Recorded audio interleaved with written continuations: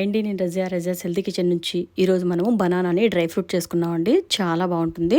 ఇలా మనకి ఫంక్షన్స్లో ఏదైనా బనానాస్ మిగిలిపోయినా ఇంట్లో ఏమైనా ఎక్కువగా ఉన్నా కూడా ఇలా చక్కగా, ఇది సమ్మర్ కాబట్టి మనం చక్కగా వీటిని ఇలా డ్రై చేసుకుంటే చాలా బాగా ఉపయోగపడతాయండి. బనానా డ్రై ఫ్రూట్ కూడా మనకి చాలా మంచిది. చక్కగా దీంతో మనం డ్రై ఫ్రూట్ చేసి పెట్టుకుంటే మనకి ఎప్పుడు కావాలన్నా కూడా బనానా మిల్క్ షేకు, ఇంకా దీంతో డెజర్ట్స్ కూడా చాలా చేసుకోవచ్చండి. ఇలా బనానాతో మనం డ్రై ఫ్రూట్ చేసుకొని పెట్టుకుంటే బనానా ముందుగా ఇలా ముక్కల్ని కొంచెం మరీ సన్నగా కాకుండా కొంచెం దలసరిగా ముక్కల్ని ఇలా కట్ చేసుకొని ఇలా పల్చటి రేకు మీద వేసుకొని మనం ఆరబెట్టేసుకుంటే 4 to 5 డేస్లో మనకి మంచి బనానా డ్రై ఫ్రూట్ రెడీ అయిపోతుందండి. అదేవిధంగా దీంతో మనం బనానా పౌడర్ కూడా మనకి బయట కూడా అమ్ముతూ ఉంటారు. చాలా కాస్ట్లీ ఉంటుంది. కాకపోతే ఇది బనానా పౌడర్కి అయితే మాత్రం చాలా లాంగ్ పీరియడ్ డ్రై అవ్వాల్సి ఉంటుందండి. ఇది త్వరగా మనకి క్రిస్పీగా డ్రై అవ్వదు.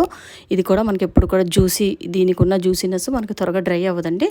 ఇలానే ఉంటుంది. కాబట్టి ఇది మనం 4 to 5 డేస్ ఇలా చేసుకొని తీసుకుంటే ఇది చాలా బాగుంటుంది.